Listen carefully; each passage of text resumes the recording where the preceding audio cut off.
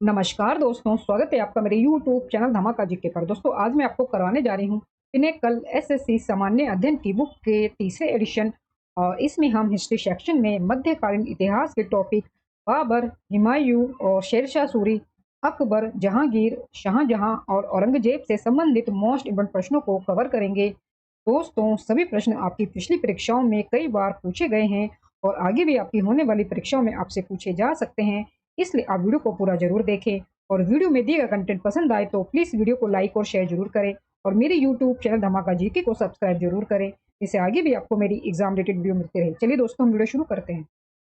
दोस्तों मध्यकालीन इतिहास के 60 टॉपिक में हमने कुल 301 प्रश्नों को पूरा कर लिया था और मध्यकालीन इतिहास में ये हमारा 8वां टॉपिक है बाबर। और इसमें हमारे प्रश्न शुरू हो रहे हैं दोस्तों 302 प्रश्न से।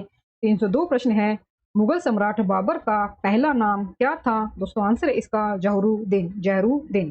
बाबर का पूरा नाम जहरुद्दीन मोहम्मद बाबर था और हुमायूं का पूरा नाम नासरुद्दीन मोहम्मद था और अकबर का पूरा नाम अबुल फतेह जलालुद्दीन मोहम्मद अकबर, जहांगीर का मिर्जा नूरुद्दीन बेग मोहम्मद खान सलीम और शाहजहां का शहाबुद्दीन मोहम्मद खुर्रम। दोस्तों शाहजहां का था शहाबुद्दीन मोहम्मद खुर्रम और औरंगजेब का था मुई अल दीन मोहम्मद। मुई अल दीन मोहम्मद। तो दोस्तों इसी के साथ जितने भी आपके मुगल कालीन शासक थे उनके सभी को आपको पूरे नाम दे दिए गए हैं, तो इन्हें भी आप जरूर याद करें। 303 प्रश्न दोस्तों, 1526 में डैश ने पानीपत में इब्राहिम लोदी को हराया और दिल्ली और आगरा पर कब्जा कर लिया? दोस्तों आंसर है इसका बाबर। आंसर है इसका बाबर। 1526 में बाबर ने पानीपत में इब्राहिम लोदी को हराया और दिल्ली और आगरा पर कब्जा कर लिया। 1526 में बाबर ने पानीपत में इब्राहिम लोदी को हराया और दिल्ली और आगरा पर कब्जा कर लिया। पानीपत का प्रथम युद्ध कब लड़ा गया था? दोस्तों आंसर है इसका 1526 में। 1526 में पानीपत की पहली लड़ाई बाबर और लोधी साम्राज्य की हमलावर ताकतों के बीच लड़ी गई थी, जो 21 अप्रैल 1526 को हुई थी। पानीपत की दूसरी लड़ाई 1556 में हिंदू राजा हेमू और अकबर के बीच लड़ी गई थी और पानीपत की तीसरी लड़ाई 14 जनवरी 1761 को मराठों और अफगानिस्तान के शासक अहमद शाह अब्दाली के बीच लड़ी गई थी। पानीपत की पहली लड़ाई बाबर और लोधी साम्राज्य की हमलावर ताकतों के बीच लड़ी गई थी, जो 21 अप्रैल 1526 को हुई थी और पानीपत की दूसरी लड़ाई 1556 में हिंदू राजा हेमू और अकबर के बीच लड़ी गई थी। पानीपत की तीसरी लड़ाई 14 जनवरी 1761 को मराठों और अफगानिस्तान के शासक अहमद शाह अब्दाली के बीच लड़ी गई थी। पहला मुगल सम्राट कौन था? दोस्तों आंसर है इसका बाबर। आंसर है इसका बाबर। बाबर जहरुद्दीन मोहम्मद पहला मुगल सम्राट था। बाबर 1526 से लेकर 1530 ईस्वी तक इसका शासनकाल रहा था और उसके 5 वंशज थे, हुमायूं, अकबर, जहांगीर, शाहजहां और औरंगजेब। पानीपत की पहली लड़ाई 1526 में बाबर बनाम इब्राहिम लोदी, जिसमें बाबर की जीत हुई थी, और खानवा की लड़ाई 1527 में हुई थी बाबर के बनाम राणा सांगा के साथ। बाबर की हुई थी राणा सांगा के साथ 1527 में खानवा की लड़ाई और इसमें भी बाबर की जीत हुई थी और बाबर की आत्मकथा का नाम है तजुके बाबरी। तजुके बाबरी। बाबर का मकबरा है अफगानिस्तान में। बाबर का जो मकबरा है दोस्तों वो अफगानिस्तान में स्थित है। बाबर द्वारा निर्मित स्मारक का नाम है बाबरी मस्जिद, पानीपत मस्जिद या काबुली बाग मस्जिद आदि। मुगल किसके वंशज थे? मुगल किसके वंशज थे? दोस्तों आंसर है इसका Genghis Khan. Mughal Genghis Khan के वंशज थे। वह मंगोल जनजातियों, चीन और मध्य एशिया का शासक था। मुगल साम्राज्य की नींव 1526 में चगताई तुर्क जहरुद्दीन मोहम्मद बाबर ने रखी। मुगल साम्राज्य की नींव 1526 में चगताई तुर्क जहरुद्दीन मोहम्मद बाबर ने रखी। बाबर और उसके 5 वंशज है, हुमायूं, अकबर, जहांगीर, शाहजहां और औरंगजेब। 307 प्रश्न है, बाबर ने निम्नलिखित में से किस वर्ष में मुगल साम्राज्य की स्थापना की थी? बाबर ने निम्नलिखित में से किस वर्ष में मुगल साम्राज्य की स्थापना की थी? आंसर दोस्तों इसका 1526 में। 1526 में बाबर ने मुगल साम्राज्य की स्थापना की। बाबर ने 1526 में पानीपत की पहली लड़ाई लड़ी और इब्राहिम लोदी को मार डाला। उनकी जीत से मुगल साम्राज्य की स्थापना हुई। उनकी जीत से मुगल साम्राज्य की स्थापना हुई। 308 प्रश्न दोस्तों, खानवा की लड़ाई बाबर और डैश के बीच लड़ी गई थी? दोस्तों आंसर है इसका राणा सांगा। राणा सांगा ऑप्शन ए होगा दोस्तों। खानवा की लड़ाई बाबर और राणा सांगा के बीच 1527 में राजस्थान के भरतपुर जिले में लड़ी गई थी। राजस्थान के भरतपुर जिले में लड़ी गई थी। इस युद्ध में राणा सांगा को बाबर ने पराजित किया था। 309 प्रश्न है, बाबर के संस्मरण या बाबरनामा, जिसे तुजुक बाबरी के नाम से भी जाना जाता है, किसके द्वारा लिखा गया था? आंसर दोस्तों इसका बाबर। आंसर इसका बाबर। बाबर के संस्मरण या बाबरनामा, जिसे तुजुक बाबरी के नाम से भी जाना जाता है, बाबर द्वारा लिखा गया था। भारत में मुगल साम्राज्य के संस्थापक बाबर ने अपनी आत्मकथा तुजुक बाबरी में भारत के बारे में अपने प्रभाव दर्ज किए हैं। वर्ष 1528 में बाबर ने चंदेरी में निम्नलिखित में से किसे पराजित किया था?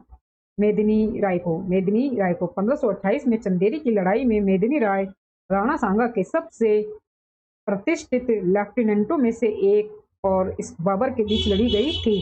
1528 ईस्वी में चंदेरी की लड़ाई मेदिनी राय और बाबर के बीच लड़ी गई थी। और जो मेदिनी राय थे दोस्तों, ये राणा सांगा के सबसे प्रतिष्ठित लेफ्टिनेंटों में से ये एक थे, सेनापतियों में से ये एक थे। इस वर्ष बाबर ने दिल्ली के सुल्तान इब्राहिम लोदी को पानीपत में पराजित किया था और दिल्ली तथा आगरा पर कब्जा कर लिया था। आंसर है दोस्तों इसका 1526। पानीपत की पहली लड़ाई 1526 ईस्वी में बाबर और इब्राहिम लोदी की सेनाओं के बीच लड़ी गई थी। 312 प्रश्न दोस्तों, पानीपत की पहली लड़ाई में इब्राहिम लोदी को किसने हराया था? बाबर ने। पानीपत की पहली लड़ाई 1526 में बाबर और इब्राहिम लोदी के बीच लड़ी गई थी, जिसमें इब्राहिम लोदी की हार हुई थी। राणा सांगा के नेतृत्व में राजपूत सेना और बाबर के बीच खानवा की लड़ाई किस वर्ष हुई थी? आंसर है दोस्तों इसका 1527 में। खानवा की लड़ाई 16 मार्च 1527 ईस्वी को लड़ी गई थी और यह मुगल सम्राट बाबर और मेवाड़ के राणा सांगा के नेतृत्व वाली राजपूत सेना के बीच लड़ी गई थी। दोस्तों खानवा की लड़ाई हुई थी 16 मार्च 1527 को बाबर और मेवाड़ के राणा सांगा के नेतृत्व वाली राजपूत सेना के बीच। अगला प्रश्न दोस्तों दिया गया हमें, भारत में पहला मुगल सम्राट कौन था?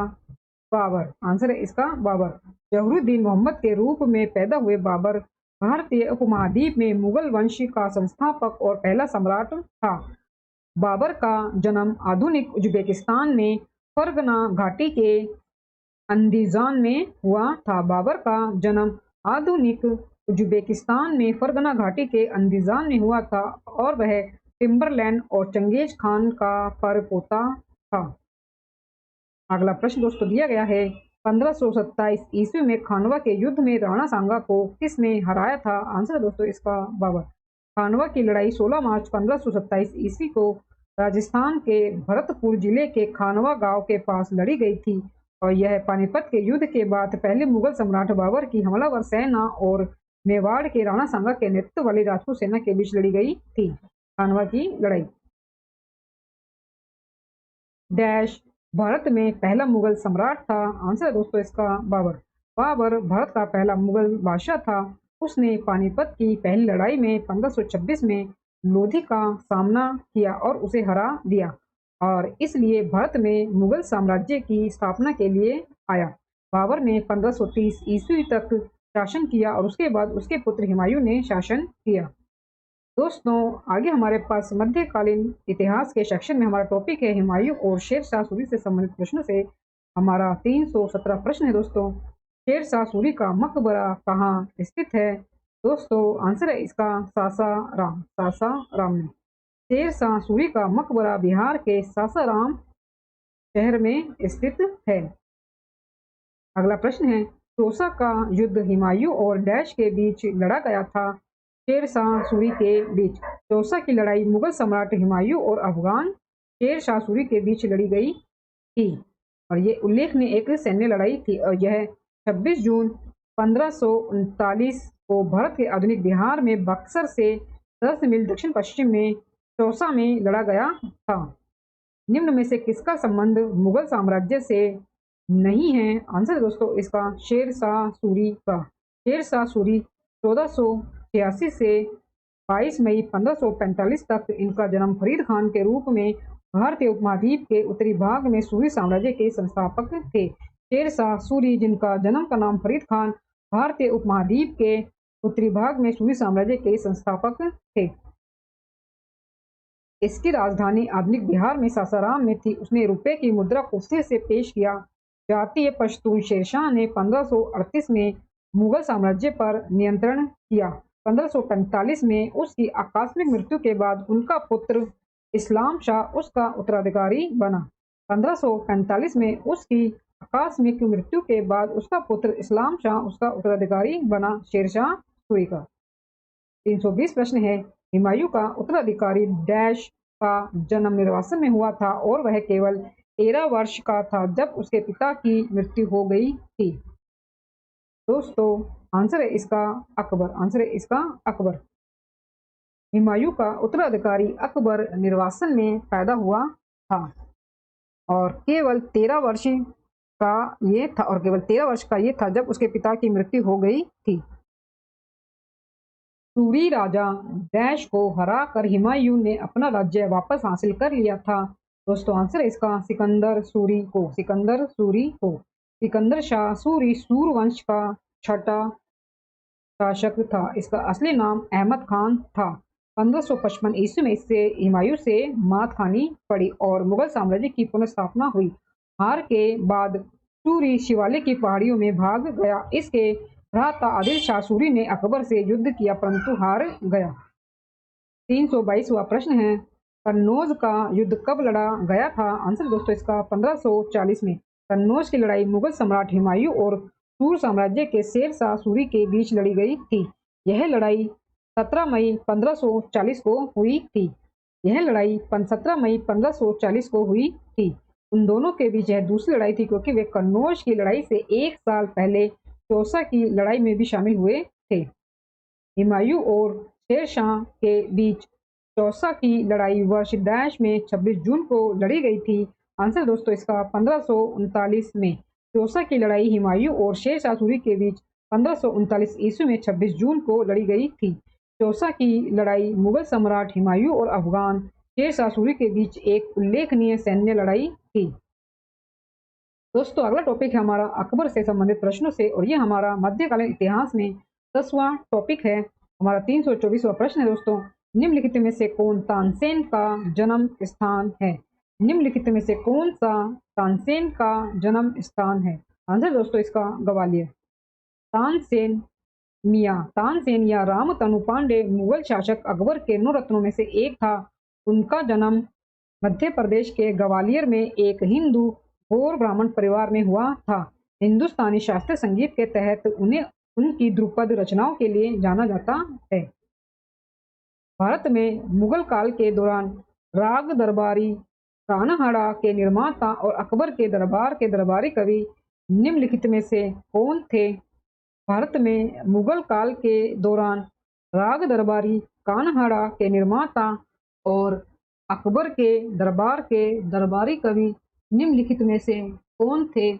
दोस्तों आंसर है इसका मियां तानसेन। मियां तानसेन। मियां तानसेन अकबर के दरबार के दरबारी कवि थे और अकबर के दरबार के 9 रत्नों में से एक थे। अन्य रत्नों में है दोस्तों राजा बीरबल, न्यायालय विदूषक अब्बुल फजल इतिहासकार थे, फैजी न्यायालय कवि थे, राजा मान सिंह सेना के सेनापति थे, राजा टोडरमल वित्त मंत्री थे, मुल्ला दो प्याजा एक सलाहकार थे, अब्दुल रहीम खान एक खाना अभिभावक और संरक्षक ये 9 रत्नों में शामिल हैं। ये सभी जो हैं ये अकबर के 9 रत्नों में शामिल व्यक्ति हैं। जैसा कि अब्बुल फजल ए अल्लामी द्वारा आईने अकबरी में वर्णित है कि गज लंबाई मापने की इकाई को डैश नामक समान भागों में विभाजित किया गया था। दोस्तों आंसर इसका तसुज।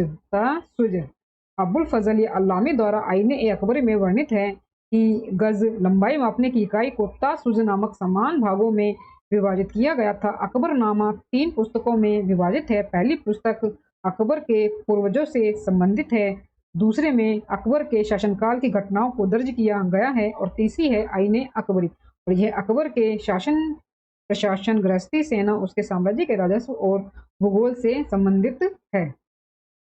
सिकंदर सम्राट डैश का अंतिम विश्राम स्थल है? दोस्तों आंसर है इसका अकबर। सिकंदरा सम्राट अकबर का अंतिम विश्राम स्थल है।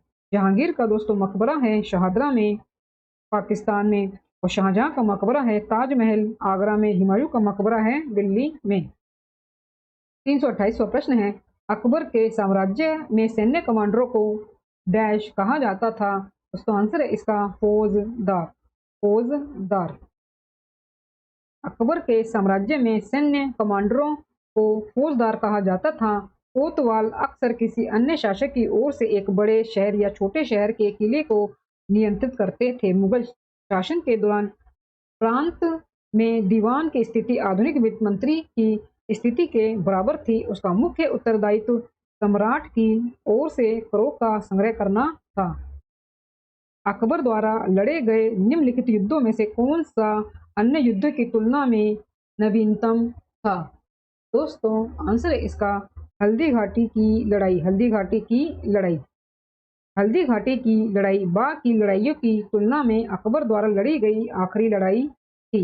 हल्दी घाटी की लड़ाई 18 जून 1576 को मेवाड़ के राणा महाराणा प्रताप और मुगल सम्राट अकबर की सेना का समर्थन करने वाले घुड़सवार और धनुर्धारियों के बीच लड़ी गई थी और इसका नेतृत्व आमेर के मान सिंह प्रथम ने किया था।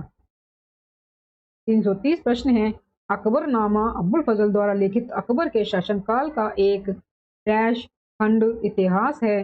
दोस्तों आंसर है 3। आंसर है इसका 3। अकबरनामा अकबर के शासनकाल का 3 खंडों का इतिहास है जिसे अब्बुल फजल ने लिखा है। जिसे अब्बुल फजल ने लिखा है।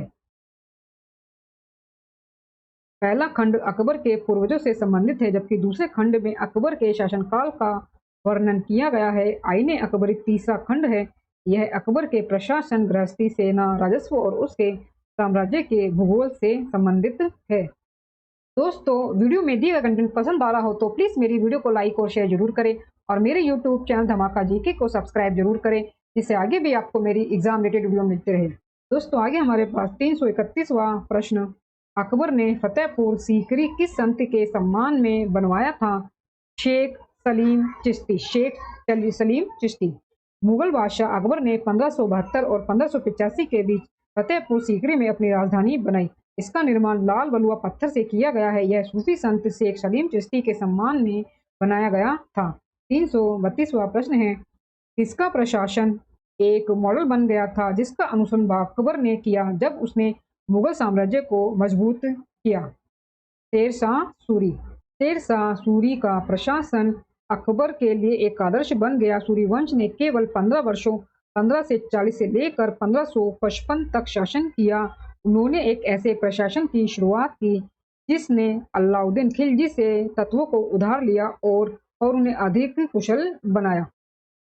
निम्नलिखित में से किसने 1579 में महजरनामा जारी किया था? निम्नलिखित में से किसने 1579 में महजरनामा जारी किया था? दोस्तों आंसर है इसका अकबर ने। आंसर है इसका अकबर ने। अकबर ने 1579 में महजरनामा जारी किया। यह एक घोषणा है जो इस्लाम के धार्मिक कानूनों को बदलने का अधिकार देती है। अकबरनामा की रचना किसने की? अब्बुल फजल ने। अब्बुल फजल ने अकबरनामा के ये लेखक हैं अब्बुल फजल।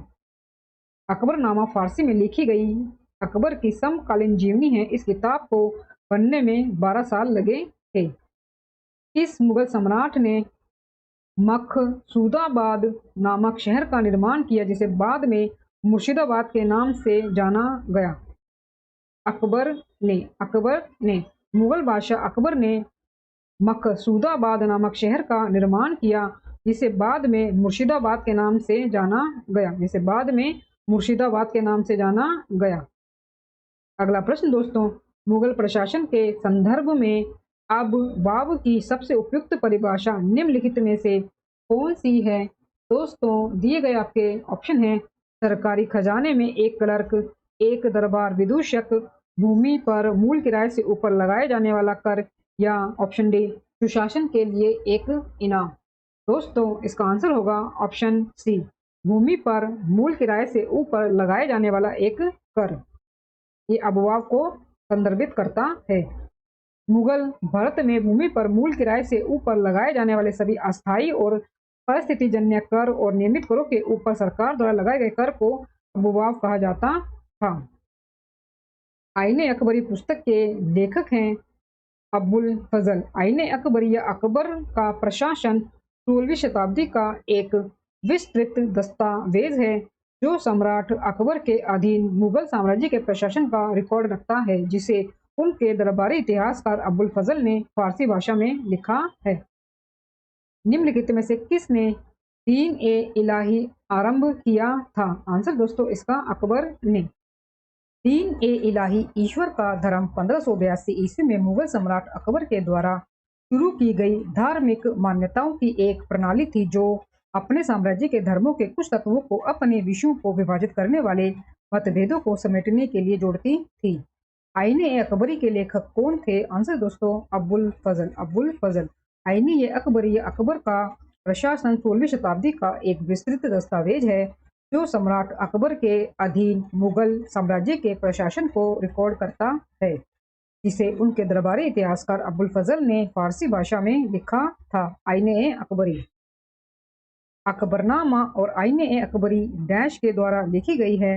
अबुल फजल के द्वारा। आईने अकबरी या अकबर का प्रशासन 16वीं शताब्दी का एक विस्तृत दस्तावेज है जो सम्राट अकबर के अधीन मुगल साम्राज्य के प्रशासन का रिकॉर्ड रखता है, जिसे उनके दरबारी इतिहासकार अबुल फजल ने फारसी भाषा में लिखा था।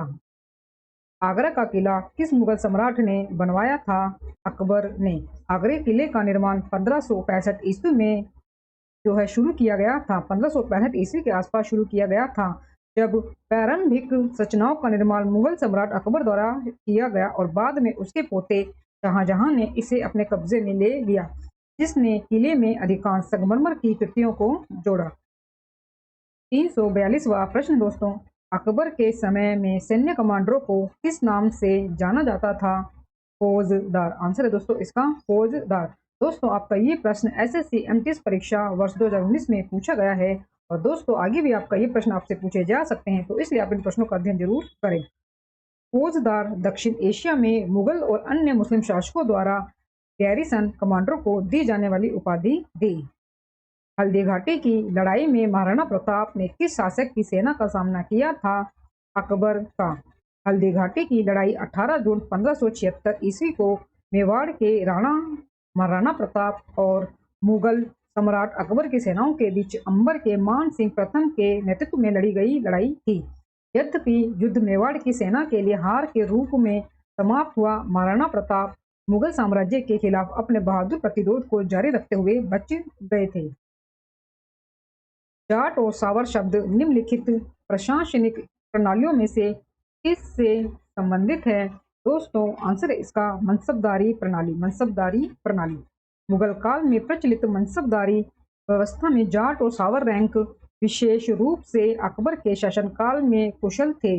मनसबदार पर राजाओं द्वारा जाट रैंक प्रदान की जाती थी और घुड़सवार सेना के आधार पर सवार तय किया जाता था। 345वां प्रश्न है, डैश की मृत्यु उसके सिंहासन पर बैठने के लगभग 50 वर्ष बाद 1605 में हुई थी और उसे आगरा के बाहर सिकंदरा में दफनाया गया था। दोस्तों आंसर इसका अकबर। गद्दी पर बैठने के लगभग 50 साल बाद 1605 में अकबर की मृत्यु हो गई थी। उसे आगरा के बाहर सिकंदरा में दफनाया गया था। अकबर ने 1556 से लेकर 1605 ईस्वी तक शासन किया था।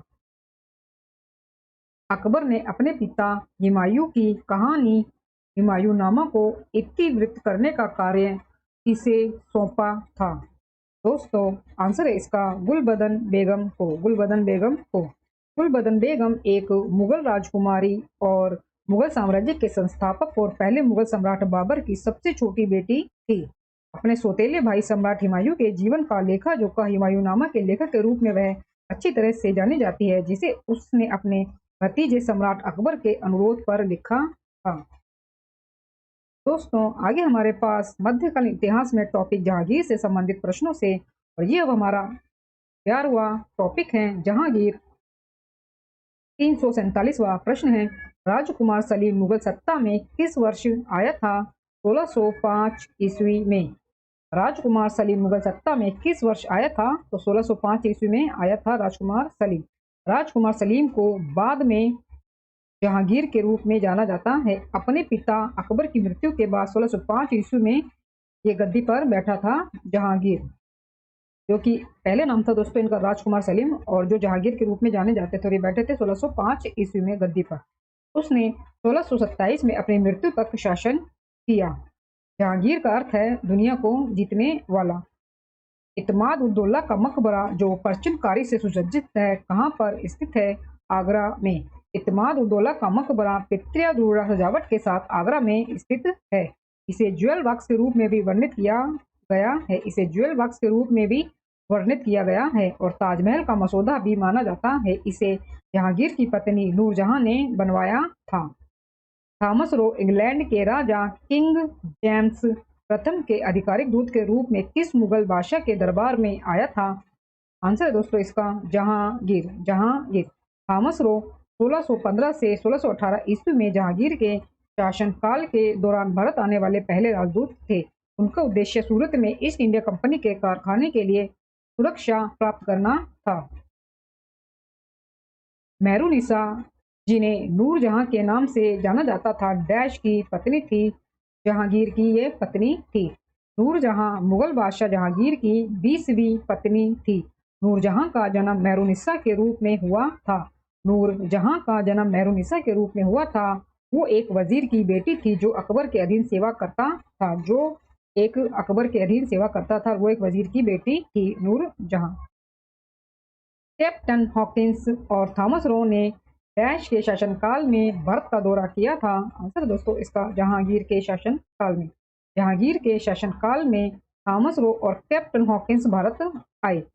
कैप्टन विलियम हॉकिंस 1608 ईस्वी में सूरत में एक कारखाना खोलने की अनुमति लेने के लिए सम्राट जहांगीर के दरबार में गए।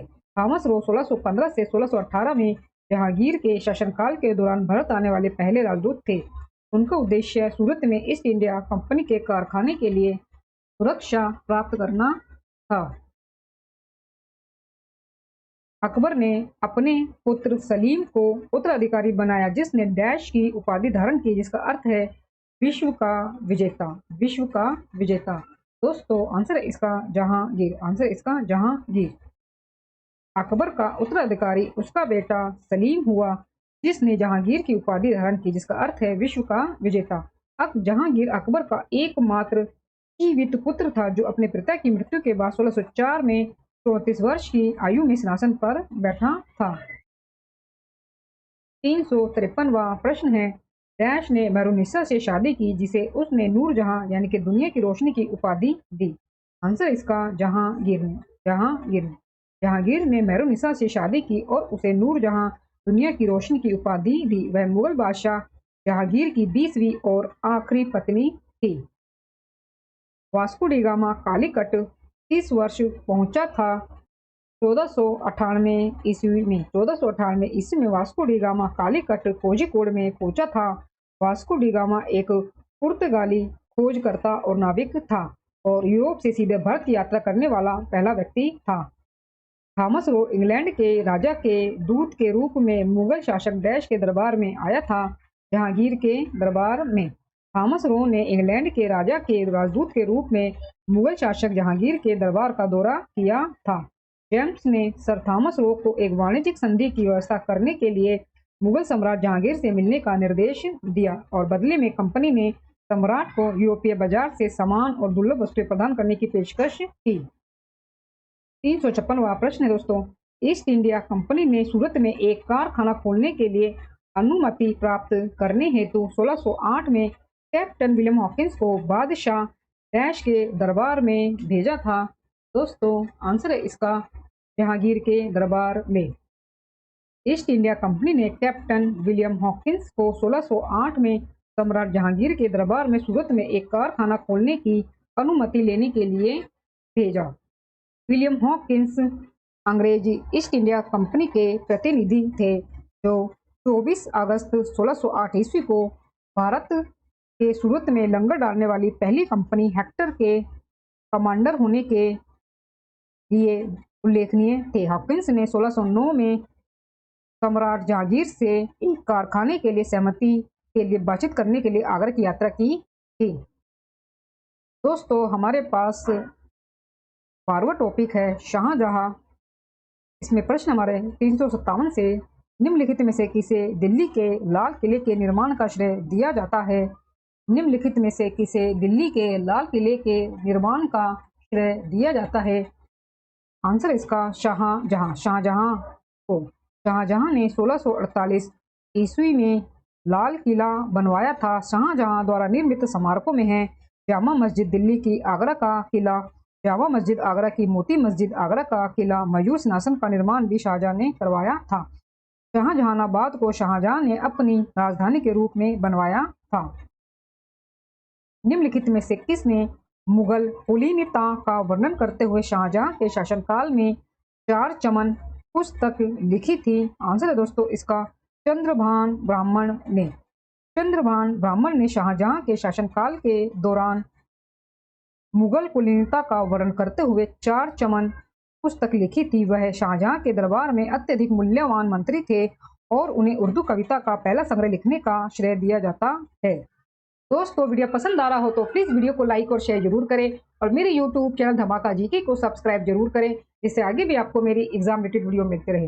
दोस्तों आगे हमारे पास 359वां प्रश्न, निम्नलिखित में से किसे शाहजहां के द्वारा सुल्तान बुलंद इकबाल की उपाधि दी गई थी? दारा के द्वारा।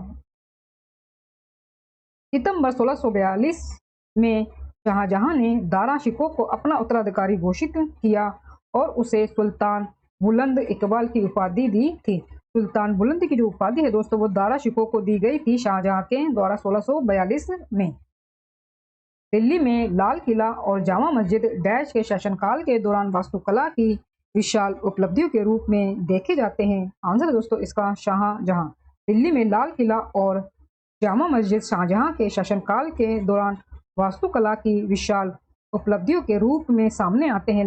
लाल किला और जामा मस्जिद दोनों दिल्ली में सिविल इंजीनियरिंग और कला दोनों की बड़ी उपलब्धियों के रूप में सामने आते हैं।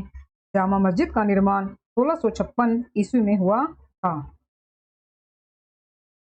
आगरा में यमुना नदी के किनारे अपनी पत्नी मुमताज महल के लिए ताजमहल किसने बनवाया था? आंसर दोस्तों इसका शाहजहां ने। शाहजहां ने आगरा में यमुना नदी के किनारे अपनी पत्नी मुमताज महल के लिए ताजमहल बनवाया था। भारत के आगरा में यमुना नदी के दक्षिणी तट पर 20 साल की अवधि में निर्मित प्रसिद्ध परिसर मुगल वास्तुकला के सबसे उत्कृष्ट उदाहरणों में से एक है, जिसमें भारतीय, फारसी और इस्लामी प्रभाव शामिल है।